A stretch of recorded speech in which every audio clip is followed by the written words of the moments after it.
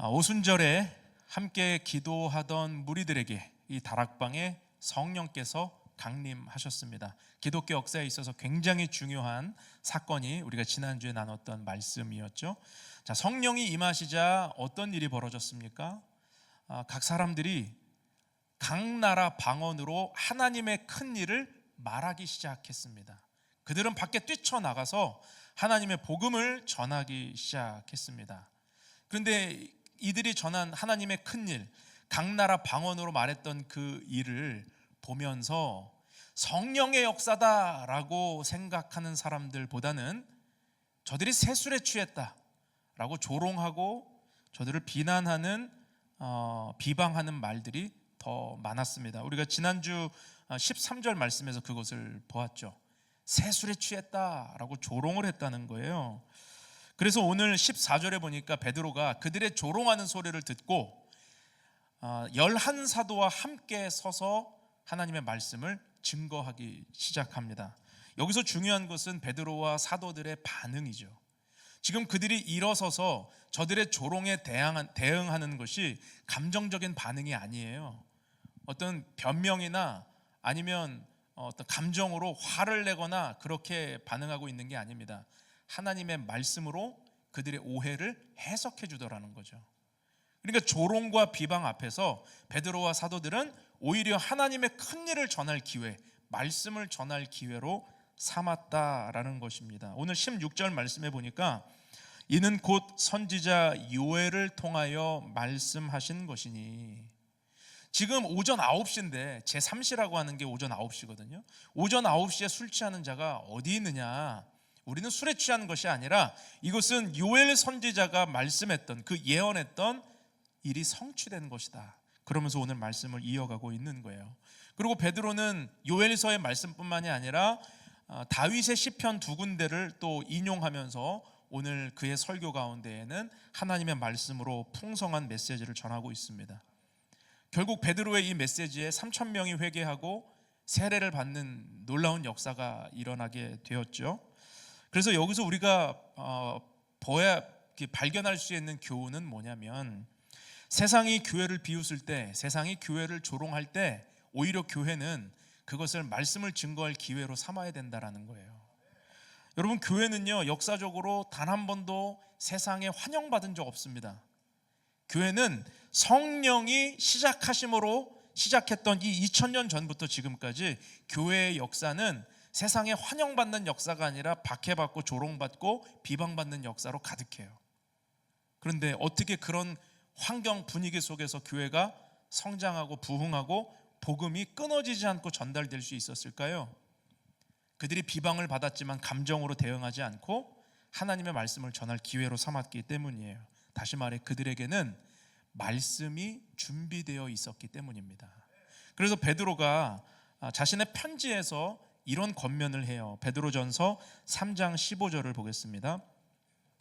너희 마음에 그리스도를 주로 삼아 거룩하게 하고 너희 속에 있는 소망에 관한 이유를 묻는 자에게는 대답할 것을 항상 준비하되 온유와 두려움으로 하라 그래요. 대답할 것을 항상 준비하라는 것입니다. 성도는 하나님의 말씀을 늘 준비하고 살아야 된다. 누군가 당신 왜 믿어요? 당신 왜 신앙생활해? 당신 왜 교회 나가? 글쎄 나도 모르겠는데, 이게 아니에요. 대답할 것을 항상 준비하라고 그랬어요. 오늘 베드로와 사도들은 그 말씀을 전하고 있는 것입니다. 이것은 세술에 취한 것이 아니라 요엘 선지자의 말씀이 이루어지는 것이고, 다윗이 본 그 그리스도가 오늘 너희가 죽인 바로 그 예수다라고 하는 이 사실을 증거하기 시작했다라는 거죠. 여러분, 그래서 교회는 항상 말씀을 중심으로 교제해야 되는 이유가 바로 여기 있는 것입니다.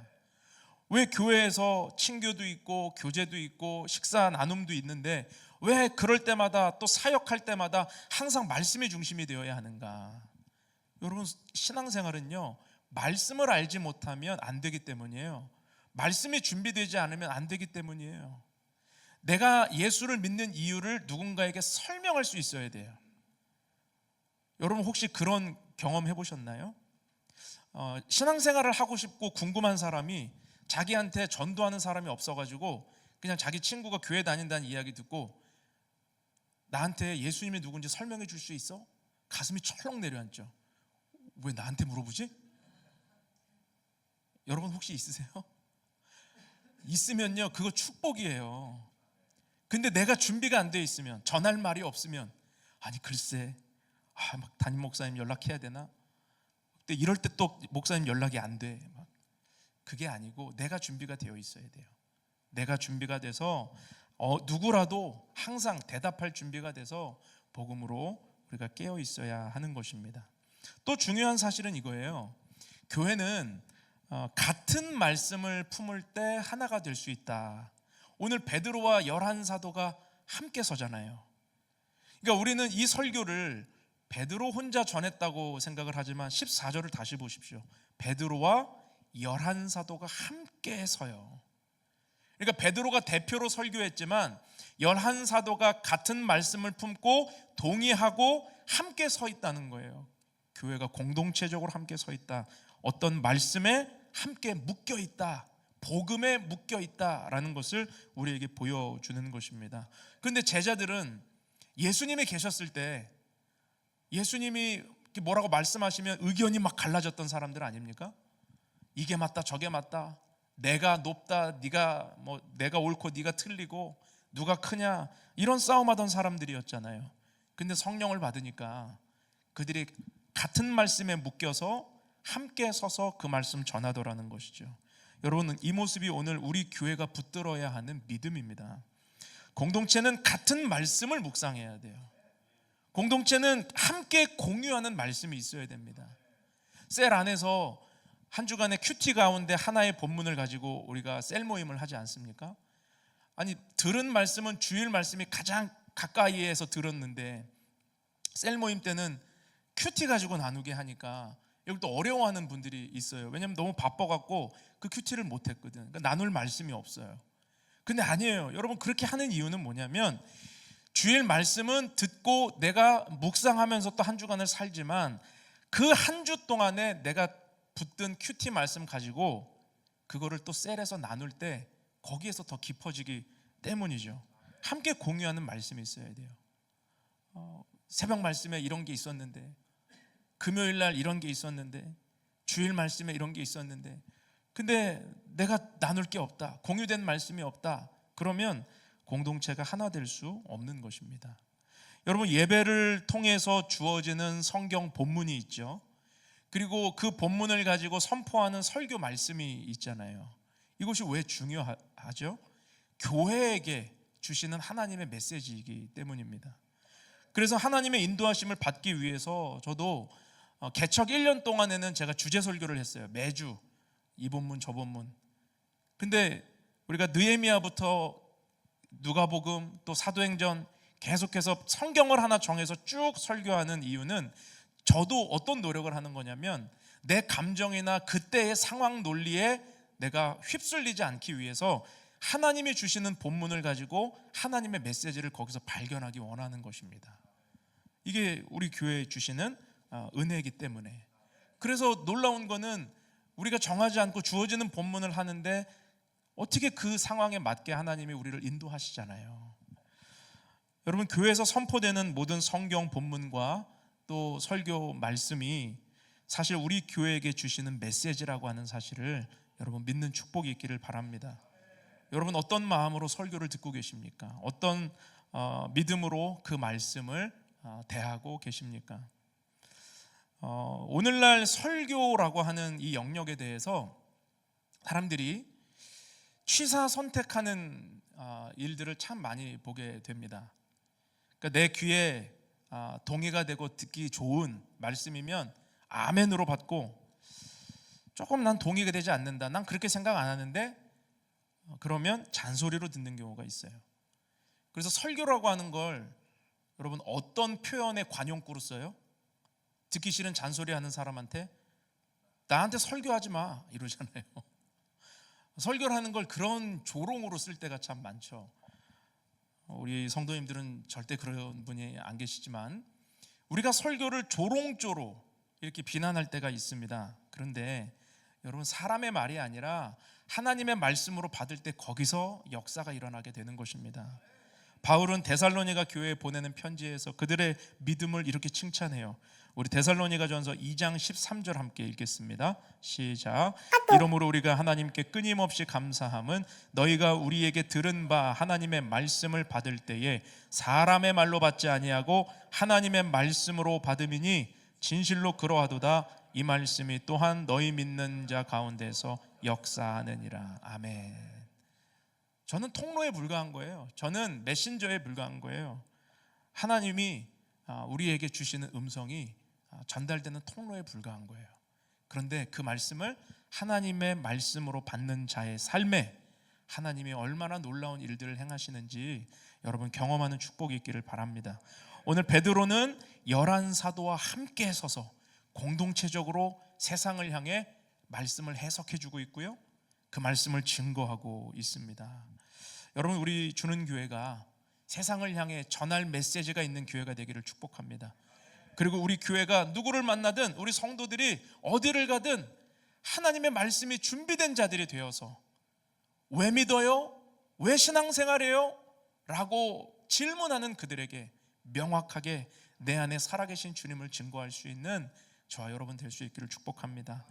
자, 그러면 베드로의 오늘 설교를 통해 성령이 우리 가운데 오시면 어떤 일을 행하시는가 세 가지 말씀을 같이 한번 나누기를 원하는데요. 첫 번째는 성령님은 하나님의 꿈을 품게 하시는 분이에요. 우리는 이것을 꼭 기억해야 됩니다. 오늘 베드로가 요엘 선지자의 말씀을 증거하지 않습니까? 17절 말씀 한번 보세요. 함께 읽겠습니다. 시작. 하나님이 말씀하시기를 말세에 내가 내 영을 모든 육체에 부어주리니 너희 자녀들은 예언할 것이요 너희의 젊은이들은 환상을 보고 너희의 늙은이들은 꿈을 꾸리라. 자, 이 말씀에서 중요한 것은 무엇입니까? 예언, 환상, 꿈이에요? 아니에요. 이 말씀에서 중요한 것은 모든 육체예요.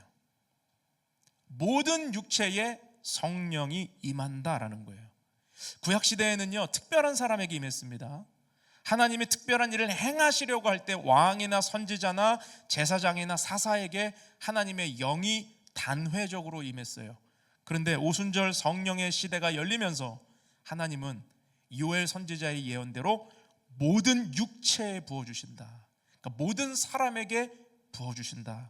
여기에는요 나이도 초월하고 신분도 초월하고 계급도 초월하며 성별도 초월하는 남종과 여종에게까지도, 당시엔 노예들에게까지도 성령이 제한 없이 부어질 것을 말씀하고 계시는 것입니다. 여러분, 그러면 왜 하나님은 모든 육체에게 성령을 부어주실까요? 그 성령을 모든 사람에게 부어주길 왜 원하실까요? 그들이 하나님의 꿈을 품고 이 땅을 살아가게 하시기 위해서입니다. 그러면 우린 질문이 생기죠. 하나님의 꿈이 도대체 무엇인가? 여러분, 하나님의 꿈이 무엇입니까? 오늘 18절 말씀 보시기 바랍니다. 하나님의 꿈, 우리 21절 말씀 같이 보시기 바랍니다. 누구든지 주의 이름을 부르는 자는 구원을 받으리라. 여러분, 이것이 하나님의 꿈이에요. 하나님은요 이 땅의 모든 족속을 구원하기를 원하십니다. 근데 그분의 능력이 없으셔서, 손이 짧으셔서 그분이 못하는 게 아니에요. 하나님은 우리에게 자유의지를 주셨기 때문에 열방이 스스로 회개함으로 주님 앞에 돌아오게 하시기 위해서 메신저들을 보내는 거예요. 그래서 하나님의 꿈이 이루어질 때까지, 누구든지 주의 이름을 부르면 구원함을 받는 그 꿈이 이루어지기까지 하나님은 성령을 통하여 우리 믿는 자들을 보내고 전하기를 원하시는 것입니다. 디모데전서 2장 4절을 보십시오. 하나님은 모든 사람이 구원을 받으며 진리를 아는 데 이르기를 원하시느니라. 여러분, 하나님은요 심판하기 위해 계신 분이 아니에요. 하나님은 구원하기 위해 계신 분이에요. 그런데 끝없이 인간이 그 하나님의 구원 앞에 나아가지 못하기 때문에 심판을 받지만, 하나님의 마음은 요한복음 3장 16절처럼 하나님의 세상을 이처럼 사랑하사 독생자를 주셨으니 이는 저를 믿는 자마다 멸망치 않고 영생을 얻게 하려 함이라. 이게 하나님의 꿈이에요. 하나님은 모든 사람이 구원을 받고 진리하는 데 이르기를 원하시는 분이라는 것입니다. 여러분, 성령 받은 사람은 자기 꿈만을 중요하게 생각하지 않습니다. 우리 모두 꿈이 있으시잖아요. 그런데 성령을 받으면 내 꿈이 하나님의 꿈 안으로 들어가는 거예요. 그래서 인생의 목적이 달라집니다. 공부를 하는 목적이 달라지고요, 돈을 버는 목적이 달라지고 사업을 하는 목적이 달라져요. 이걸 통해서 하나님의 꿈이 이루어지기를 원한다고, 내가 그 꿈에 헌신하고 쓰임받기를 원한다는 열정으로 일어서게 됩니다. 나이에 상관없는 거예요. 성별에 상관없어요. 가진 거에 유무에 상관없어요. 하나님의 성령이 내 안에 임하면 하나님의 꿈을 품고 인생의 열정 가운데 나아가게 됩니다. 그래서 오늘 성령이 임하셨을 때 자녀들이 예언하고 젊은이가 환상 보고 늙은이가 꿈을 꾼다고 그러잖아요. 이것은 단순한 신비 체험을 의미하는 것이 아니라 그들의 삶의 목적이 달라지고 인생의 초점이 달라지고 생각하는 것이 달라진다는 뜻입니다. 여러분, 성경에는요, 나이에 상관없이 하나님께 쓰임받은 사람들이 나오죠. 아브라함이 하나님께 몇 살에 부름을 받았습니까? 75세에 부름 받았어요. 창세기 12장 1절에 보니까 너는 본토 친척 아비집을 떠나 내가 내게 지시할 땅으로 가라 그러셨어요. 그리고서 그에게 약속하셨던 말씀이 2절과 3절에 나오는데 한번 보십시오.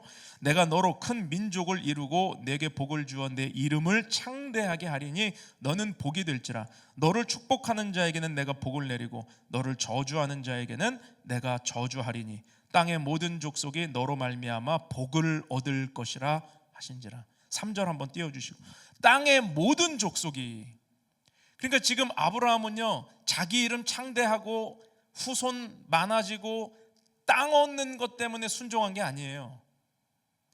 열방을 향한 하나님의 계획과 뜻이 그의 삶 가운데 있음을 믿고 나간 거예요. 그래서 아브라함은요, 자기 이름이 아브람에서 아브라함으로 바뀌어지지 않습니까? 열국의 아비. 하나님은 아브라함을 부르실 때 이스라엘을 염두에 두고 부르신 게 아니라 열방을 향한 메시지였다는 것입니다. 근데 그때 아브라함이 75세. 여러분, 모세도 마찬가지죠. 모세 80세에 하나님의 부름을 받았습니다. 나이에 상관없이 헌신하는 삶이에요. 나이는 숫자에 불과해요. 40년간 광야에서 이스라엘 백성들 인도하고 말씀을 전하는 메신저로 살았는데, 그가 120세에 죽을 때 늙어서 노안으로 죽은 게 아니라 120세, 신명기 말씀에 보면 눈이 흐려지지 않았다고 했습니다. 하나님의 꿈을 품고 살아가는 자에게 나이는 숫자에 불과해요. 갈렙도 마찬가지죠. 85세에 그가 헤브론 산지를 구하면서 말하잖아요. 이 산지를 내게 주소서. 왜 헤브론이 영적으로 중요하냐면 나중에 다윗이 유대의 왕이 되었을 때 헤브론에서 7년간 다스려요. 하나님의 꿈을 가지고 갈렙은 믿음으로 도전해요. 이 산지를 내게 주소서. 45년 전이나 지금이나 나는 전쟁에 출입하기에 불편함이 없습니다. 나이는 숫자에 불과해요. 여러분, 성령 받은 사람에게는요, 나이, 환경, 수준 다 불가능한 일이 아닙니다. 오히려 내가 나이가 많으면 그 풍성한 경험으로 더 많은 일을 할 수 있는 것이고, 나이가 어리면 더 많은 것을 배울 수 있는 것이고, 하나님이 다르게 역사하신다는 거죠.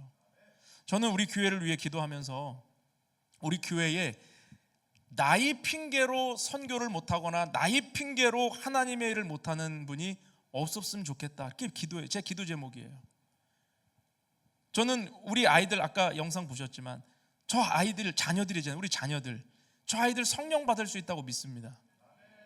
근데 어떤 교단에서는요, 성령을 받으려면 적어도 몇 살 이상 돼야 된다 가르치는 교단이 있어요. 전 동의하지 않아요. 자녀들 성령 받을 수 있어요. 청소년 당연히 성령 받을 수 있어요. 그들이 성령을 받으면 눈빛이 달라질 것이고, 지금은 학교 성적과 뭐 이런 것들이 중요하지만 하나님께서 주신 성령 안에 충만한 청소년들은요, 꿈이 달라져요. 보는 게 달라져요. 저는 우리 교회 어른들이 다 성령 충만하여 정말 갈렙과 같이, 아브라함과 같이, 모세와 같이 하나님의 열정을 품고 이제부터 시작이라고 외칠 수 있는 교회가 되기를 바랍니다. 그래서 우리 교회에는 나이 핑계가 없었으면 좋겠어요. 제가 이렇게 계속 만나는 분들한테 선교하셔야죠, 우리 선교 가야죠, 그러면은 간혹 가다가 목사님, 제가 가면 젊은 사람들이 불편하지 않을까요? 아니에요. 여러분, 우리 교회 선교팀이 작년에 기준으로 보면 3살 아이부터 70세까지 한 팀이 돼서 선교했습니다. 올해는 그게 더 넓어지는 것 같아요. 이제 막 돌진하는 가정이 이번에 신청했어요. 혹시 걱정되십니까? 하나님이 주시는 마음에 순종하는 것, 성령이 역사하시면 정말 어린아이라 할지라도 성령 받고 하나님을 위해 인생을 드리게 되는 거죠. 여러분, 우리 교회에 이런 능력이 나타나기를 바랍니다. 우리의 작은 현실, 꿈에만 갇혀 있지 말고 하나님이 품게 하시는 그 꿈에 우리가 헌신하며 나갈 때 하나님이 우리 교회를 통해 열방이 주님께 돌아오는 정말 그 구원의 역사를 베풀어 주실 줄을 믿습니다. 두 번째 메시지는 성령님은 예수님에 대해 증거하신다는 거예요. 오늘 베드로 설교를 보면요, 재밌는 것이 분명히 성령의 역사를 해석해 주는 설교였어요. 그런데 요엘서의 말씀이 딱 끝나자마자 22절로 넘어가면 곧바로 예수님이 누구인지에 대해서 전하기 시작합니다. 우리 22절 말씀 한번 보죠. 함께 읽겠습니다. 시작. 이스라엘 사람들아, 이 말을 들으라. 너희도 아는 바와 같이 하나님께서 나사렛 예수로 큰 권능과 기사와 표적을 너희 가운데 베푸사 너희 앞에서 그를 증언하셨느니라. 성령님을 말하다가 왜 갑자기 예수님이 누구인가에 대해서 전하기 시작할까요? 여러분, 성령님은 예수님을 증거하시기 때문이에요. 성령님이 왜 오십니까? 성령님이 우리 가운데 왜 임재하시죠? 우리 신비로운 체험 시키시려고, 은사 주시려고 아니에요. 성령님이 오시는 이유는 예수님이 누구인지 증거하시기 위해서 오시는 거예요. 그래서 예수님도 요한복음 말씀해 보면 15장 26절에 이렇게 말씀하셨습니다. 내가 아버지께로부터 너희에게 보낼 보혜사 곧 아버지께로부터 나오시는 진리의 성령이 오실 때에 그가 나를 증언하실 것이요. 그가 나를 증언하실 것이요. 또 14장 26절 보혜사 곧 아버지께서 내 이름으로 보내실 성령 그가 너희에게 모든 것을 가르치고 내가 너희에게 말한 모든 것을 생각나게 하리라. 예수님이 성령이 오시면 예수님이 누구인지에 대해 깨닫게 하시고 말씀을 기억나게 하시고 연결시켜 주신다는 거예요. 여러분, 그래서 성령 충만은 다른 말로 예수 충만입니다. 성령 충만은 말씀 충만이에요. 그런데 성령 받았다고 하는데 막 예수님 몰라. 그리고 뭐 알고 싶지도 않고 막 방언이 전부인 줄 알아요. 그래서 방언을 성령 충만으로 오해하는 사람들이 있습니다. 그렇지 않습니다. 성령이 충만하면요, 예수님을 알고 싶어 해요. 그리고 예배를 귀하게 여기기 시작해요. 그리고 예수님을 막 더 깊이 체험하기를 원하는 예수님에 대한 사랑이 막 일어나요. 그 누가 주시는 마음이에요?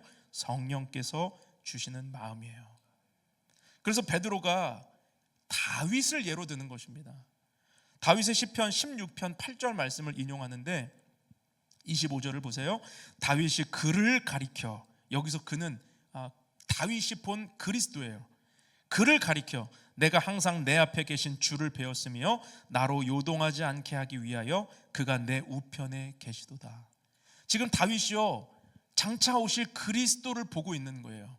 어떻게 봅니까? 성령이 알려주셔서, 성령이 조명하셔서 다윗은 그리스도를 보고 있어요. 여러분, 우리도 마찬가지예요. 예수님을 더 깊이 알고 싶고 말씀을 더 깊이 경험하고 싶을 때 우리는 무엇을 구해야 되느냐? 성령을 구해야 됩니다. 성령이 우리에게 오셔야만 말씀이 읽혀져요. 성령이 내 안에 역사하셔야만 들은 말씀이 깨달아져요. 성령이 역사하실 때 우리 안에 예수님을 향한 사랑이 깊어지게 되는 것입니다. 여러분, 성령님을 사모하십시오. 오늘 우리가 성령을 사모해야 되는 이유는 방언받기 위함도 아니요, 환상 보고 예언하고 꿈을 보기 위함이 아니에요. 예수님을 더 깊이 알기 위함이에요. 성령이 해석해 주시는 그 예수님, 성령이 내 안에서 증거하시는 그 예수님, 그 예수님을 만날 수 있는 저와 여러분 될 수 있기를 축복합니다. 그래서 고린도전서 12장 3절에 보면 그러므로 내가 너희에게 알리노니 하나님의 영으로 말하는 자는 누구든지 예수를 저주할 자라 하지 아니하고 또 성령으로 아니하고는 누구든지 예수를 주시라 할 수 없느니라. 여러분, 성령을 통하여 예수님 더 깊이 사랑할 수 있는, 예수님을 주로 고백할 수 있는 저와 여러분 될 수 있기를 축복합니다. 마지막 메시지는 성령님은 예수님의 부활을 전하게 하신다는 것입니다. 자, 베드로는요, 예수님의 십자가와 부활을 분명하게 선포합니다. 오늘 23절에서 24절 말씀 한번 보겠습니다. 시작. 그가 하나님께서 정하신 뜻과 미리 하신 대로 내준 바 되었거늘 너희가 법 없는 자들의 손을 빌려 못 박아 죽였으나 하나님께서 그를 사망의 고통에서 풀어 살리셨으니 그가 사망에 매여 있을 수 없었음이라. 자, 지금 베드로는 예수님의 십자가와 부활을 복음과 연결시키고 있습니다. 복음이란 무엇인가? 예수에 대해 아는 건데 뭘 아는 거예요? 그분이 왜 십자가 지셨는지, 그리고 그분의 부활이 어떤 의미인지, 이거 전하는 거예요. 이게 복음이에요. 예수님이 십자가에서 죽으셨지만 그 죽음은 혼자의 죽음이 아니라 우리의 죄의 죽음이에요. 나의 죄를 위해 죽으셨기 때문에. 그런데 그 죽음은 예수를 가둘 수 없었대요. 왜 그렇죠? 하나님이 사망의 고통 가운데에서 그를 풀어 살리셨기 때문에. 이거를 우리가 신학적으로 다시 이야기하면 예수님이 죽음에 갇힐 수 없는 이유는 예수님이 곧 전능하신 하나님이시기 때문에. 그래서 그분의 부활을 믿는다는 것은 나의 죄가 십자가에 같이 못 박혔지만 죄는 살아나지 못하고 예수만 살아나심으로 말미암아 이제 예수를 믿는 모든 자에게 구원함을 주시는, 죄사함을 주시는 하나님의 능력이 선포되었다라는 것입니다. 여러분, 그래서 오늘 21절 말씀이 우리가 붙들어야 될 하나님의 꿈이면서 동시에 복음의 핵심인 것입니다. 누구든지 주의 이름을 부르는 자는 구원을 받으리라. 그런데 여러분, 복음을 전해보면요, 예수님의 십자가를 믿는 이들은 있어요. 그 십자가가 나의 죄를 위해 죽으셨다, 착한 분이네, 선한 분이네, 여기까지 이해가 돼. 근데 부활을 믿는 건 또 다른 문제예요. 부활하신 주님을 믿는 거는 너무 어려운 이야기예요. 내 이성으로는 안 믿어지기 때문에. 그래서 성령께서 믿게 하셔야 되는 것입니다. 그래서 성령이 오시면 우리 가운데 어떤 일을 행하시느냐? 부활을 믿게 하시고 그 부활이 오늘 내 사건이 되어서 내가 이제는 그 부활을 증거하는 증인으로 살게 하신다는 것이죠. 오늘 베드로와 11사도가 바로 그 고백을 하고 있습니다. 우리 본문 29절에서 31절을 보면 다윗이 본 부활의 주님을 전하는데, 29절, 형제들아 내가 조상 다윗에 대하여 담대히 말할 수 있노니 다윗이 죽어 장사되어 그 묘가 오늘까지 우리 중에 있도다. 그는 선지자라 하나님이 이미 맹세하사 그 자손 중에서 한 사람을 그 위에 앉게 하리라 하심을 알고, 그리스도가 오실 거라는, 장차 내 후손에서 그리스도가 올 거라는 걸 알았대요. 31절, 미리 본고로 뭘 봐요? 그리스도의 부활을 말하되. 다윗은요, 그리스도의 죽음과 부활도 이미 성령의 조명 가운데 미리 봤다는 거예요. 미리 봤다는 거예요. 그것을 지금 시편에서 말하고 있다는 거예요. 이걸 해석해 주면서 32절이 중요합니다. 베드로와 사도들 뭐라고 그래요? 우리가 다 이 일의 증인이로다. 베드로는 성령이 깨닫게 하셔서 그리스도를 보았지만 나와 11사도와 이 120명의 성도들은 살아있는 주를 보았고 그분의 십자가를 경험했으며 부활하신 그분을 손으로 만져봤다는 거예요. 그래서 요한일서 말씀이 그거잖아요. 우리가 눈으로 보고 귀로 듣고 손으로 만져본 바 되었다고. 예수의 사건, 예수님의 십자가와 부활 사건이 나와 먼 일이 아니라 오늘 내 사건이 되었다는 거예요. 여러분, 누가 생명 걸고 증언할 수 있는 증인이 될 수 있습니까? 내 사건일 때 아니에요? 나와 직접적인 관계가 있을 때, 그때 우리는 생명 걸고 증인의 자리에 서는 거 아닙니까? 여러분, 복음이 왜 멀게 느껴집니까? 예수님의 십자가와 부활이 왜 저 멀리에 오늘 내 현실 문제하고는 전혀 관계없이 느껴질까요? 왜 그렇습니까? 오늘 내가 그 사건이 내 사건이 되지 않았기 때문에. 그런데 오늘 성령께서 오시면 그 멀리 느껴졌던 그 사건이 바로 오늘 나의 사건이 되게 하신다는 것입니다. 여러분, 우리 부활의 증인 될 수 있습니다. 성령께서 우리 안에 역사하실 때. 그래서 오늘 성령을 사모하셔야 돼요. 제가 전도를 하다 보면요, 영접 기도할 때 한 번 망설이고 성령님을 사모하는 기도할 때 완전히 망설이는 분을 많이 경험해요. 왜냐하면 세상 사람들의 기준에는 그게 접신인 줄 알아. 그러니까 막 영접? 성령? 막 이렇게 생각해요. 이 자리에도 그런 경험이 있으신 분 좀 계신 것 같아요. 그래서 영접 기도를 거부하고 막 이렇게 거부하는 분들이 있거든요. 그런데 여러분, 성령님은 인격적인 하나님이시기 때문에 오늘 모든 육체라고 그랬죠. 모든 육체 가운데 그를 인정하고 환영하고 영접하는 모든 이들에게 임하십니다. 오늘 성령 받기 사모하시는 분들, 오늘 성령의 충만함을 위해 기도하십시오. 그분은 인격적이시기에 여러분이 환영할 때 임하실 거예요. 그분이 임하시면 예수에 대해 증거하실 것입니다. 그분이 임하시면 멀게 느껴졌던 십자가와 부활의 사건이 오늘 내 사건이 될 것이고 우리를 부활의 증인되게 하실 줄로 믿습니다. 말씀을 맺겠습니다. 여러분, 오늘 성령이 왜 우리 가운데 오셔야 하는가? 우리 힘으로는 전할 수 없기 때문이에요. 이번에 필리핀 아울리치를 가면서도 우리가 8주 동안 준비 모임을 하게 되는데 금요 찬양 집회 또 주일 이렇게 해서 모임을 합니다. 기도 없이는 우리 선교 못 가요. 그래서 기도가 제일 중요해요. 기도하면서 성령의 은혜를 받지 않으면, 성령에 의해 말씀에 묶이지 않으면, 성령에 의해 하나 되지 않으면 교회는 선교 여행 가운데 어려워지게 될 것입니다. 여러분, 성령 충만함을 구하시고 오늘 우리의 삶에 능력 주시는 그분과 함께 동행하는 저와 여러분 될 수 있기를 주님의 이름으로 축복합니다. 함께 기도하겠습니다. 오늘 성찬의 자리로 나아가면서 아직 나는 성령 체험이 없다, 아직 나는 성령님을 경험해 본 것 같지 않다라고 혹시 생각하는 분들이 계신다면 오늘 주님의 살과 피, 떡과 잔을 먹을 때 성령님을 환영하면서 받아보시기 바랍니다. 성령님 내 안에 충만하게 임하여 주옵소서. 그럴 때 우리가 이전과 다른 것을 보게 되고 깨닫게 되고 체험하게 되고 나아가서 하나님의 꿈을 품고 이 땅을 살아가는 나이에 관계없이 열정적으로 주님과 동행하는 믿음을 갖게 될 것입니다. 성령님을 환영하십시오. 사모하십시오. 그런 은혜의 자리로 우리를 부르시는 주님 앞에 우리 함께 기도하며 나아갑시다.